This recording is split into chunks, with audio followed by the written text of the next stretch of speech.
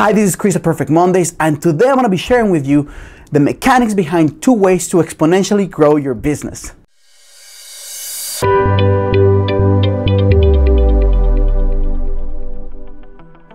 Hi, this is Chris at Perfect Mondays. I hope you're having an incredible week, and if you're new to this channel, this is a place for women entrepreneurs who want to scale their business without drama and overwhelm.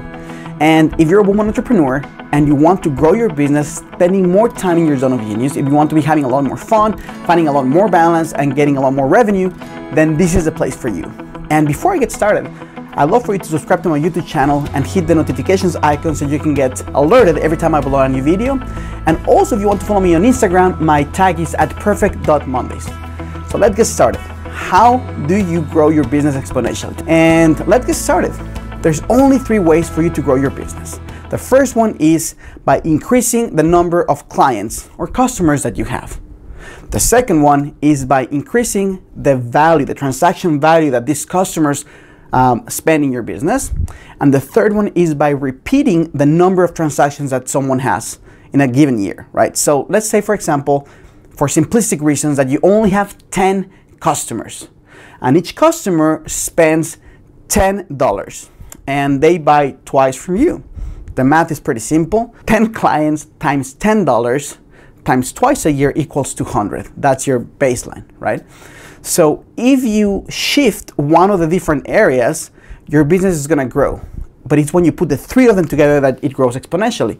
Let me give you the example. So imagine for a moment that instead of having 10 clients, you have 12. So you've increased it by 2, but the same 2 parts remain the same. So you still buy $10 worth of products or services, and you do that twice a year. So 12 times 10 equals 120, times 2 equals 240. So overall, you have $240. You've increased your revenue by 20%. So instead of 200, you're doing 240. Or let's say, for example, that instead of increasing the number of clients or increasing the number, the value of the transaction, you increase the times that they repeatedly buy from you. So you have 10 clients that buy $10 3 times a year instead of 2. So the total of that would be $300. So you've effectively increased your revenue by 50%. But now let's think about this when you actually increase the 3 of them, right? So if you have, instead of 10 clients, you have 12 clients. Instead of having the transaction value be $10, you have $12. And instead of buying twice a year, they buy 3 times a year, then the result is $432. That is 116% more. This is a magic when you actually add the 3 together. Now, why am I sharing this first? Well, this is one way to grow your business, and there's multiple ways to increase each one of these parts. But what I really want to share with you today is the mechanics behind the emotional state and the time that you spend doing things that actually impacts your business. So I just was recently in a trip to Mexico where I met many of my clients whom I absolutely love and adore. And I also met women entrepreneurs who want to work with me. And every time I do one of these talks, whether it's in the US or in Mexico, I ask the question, what is your emotional state? What is the average of your emotional state? So you can do this simple exercise. Imagine for a moment that 0 means that you're absolutely deaf, and 10 means the most resourceful, the most present, the most courageous you've ever been. When you're actually in absolute flow, that's your best version of yourself. From 0 to 10, where are you right now? Just ask yourself the question, from 0 to 10, where am I? Well, the exercise involves you going through your day and hitting specific strategic points in your day. When you wake up, when you start working, when you, in the middle of your morning, when you have lunch, after you have lunch, etc. So if you create this little diagram and you find out exactly where your emotional state lies from 0 to 10, the average I hear, doesn't matter where I do it, is consistently about a 6, okay? So this is the first marker. The second marker is the time that you actually spend working on strategy versus working on tactical things. This is where you're adding value versus stealing from your business. Why do I say this? Because when you're doing tactical work, usually it's something that doesn't require you to do it. It's something that a monkey could do if you actually hire someone to do it, right? So consistently, when I ask people to go through their normal days and think of what are they working on, the answer tends to be about 30% working in strategy and about 70% working in tactics. This means that most of the time, they're not really adding value to their business. They're doing busy work, oftentimes work that they don't even enjoy that much. And what is the third marker? Well, the third marker would be how much fun are you actually having? And when I ask this question, imagine if you're feeling like crap and you're doing tactical shit, how do you think you're gonna feel? Most people level of fun is about a 5 consistently, whether it's the US or Mexico. So this will give you what I call the zone of pain. Why? Because when you're stuck in this pattern of feeling like crap, 6 is crap, and you're working very little time on strategy and you're not having fun, the results are gonna be pretty bad. This is when you feel stuck. This is when you feel like your business is not moving fast enough. This is where you feel like guilty because you're not spending time with the people you love. This is where you feel unresourceful and you feel like it's not really worth to keep going with your business. And I hear so many times the hot potato analogy of women entrepreneurs who started something, they really want to do it, but they just can't seem to figure it out. So they have this hot potato they just want to pass along to someone else. And in their dream vision is, if I were to sell this to someone, just pay me for this, and I would be able to just go and open a taco stand or not do anything for a year, that would be pretty fantastic. So in terms of when you want to scale your business, if in your mind you have to multiply the amount of pain that you have, it's going to be pretty impossible for you to actually do this because you're not a masochist. Most people don't love pain like this.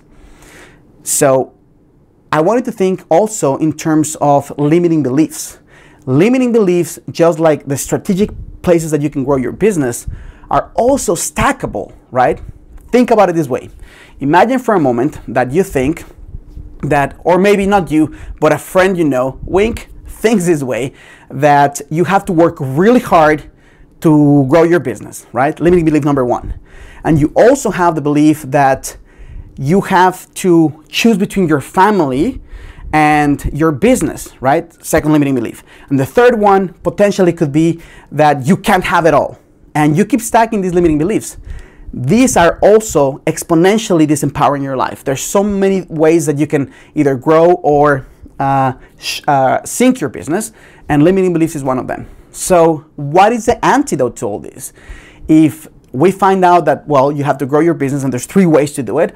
And I mean, I'm just oversimplifying the emotional state, but there's like 3 really strong, powerful pillars to changing the way that you feel about your business and for you to actually become resourceful and find more meaningful connections and create more massive results.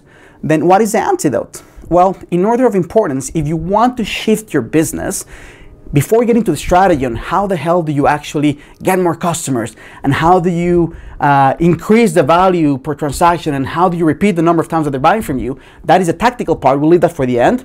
The first part is the emotional state. So number 1, you have to shift the emotional state.